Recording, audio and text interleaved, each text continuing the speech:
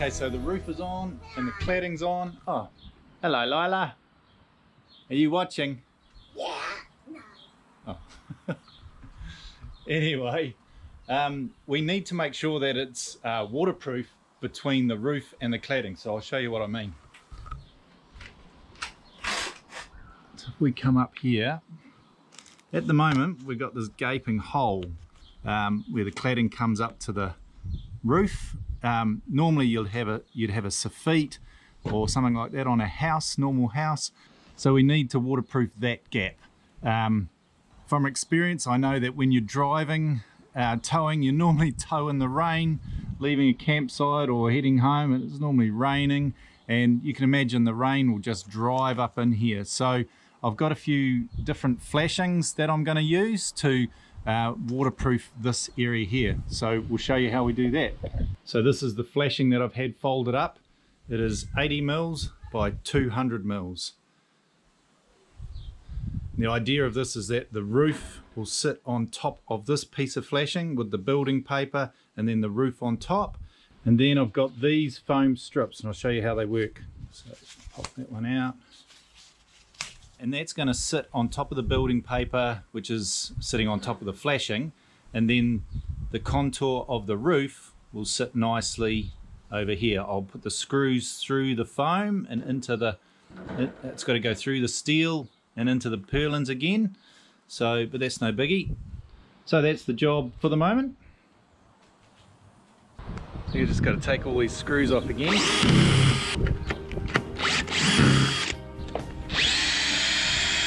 Okay, so not only do we have to deal with condensation, but we also have to deal with driving rain when we're travelling. Because the amount of times we've travelled in the rain, man, it always seems to be when you're packing up camps. So this is going to go under the building paper, but on top of the trusses.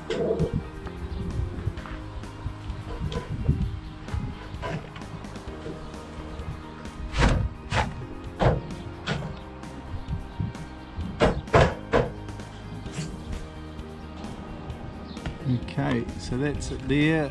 Next step, I will put a bead of silicone up under here, and then it'll just get a couple of screws just to hold it in slightly. But then we've also got a bit of a fascia system and a gutter. Tiny little gutter is going to go on there as well. So it looks pretty ugly, but it will be covered up.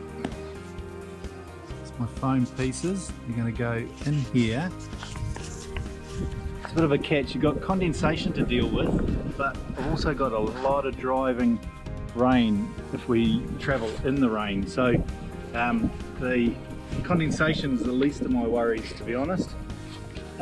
So this foam will stop the condensation from running down, but I'm hopeful that it will find its way through in the end, because it's going to sit on the paper which is sitting on top of that steel flashing, so it shouldn't go anywhere before it evaporates anyway.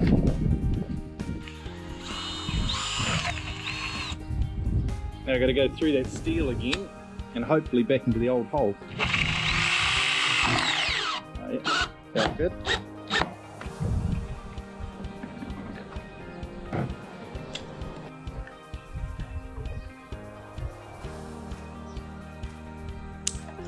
Sweet.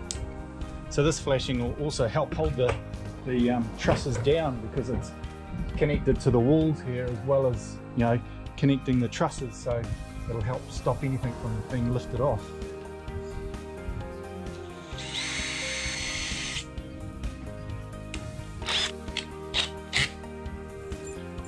These little screws will just push the flashing in hard against the wall.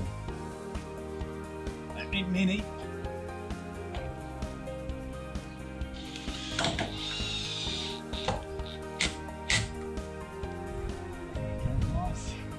So inside here you can see that flashing that I've put up that will just stop water from creeping up under the iron when we're travelling in the rain. So that runs all the way along there.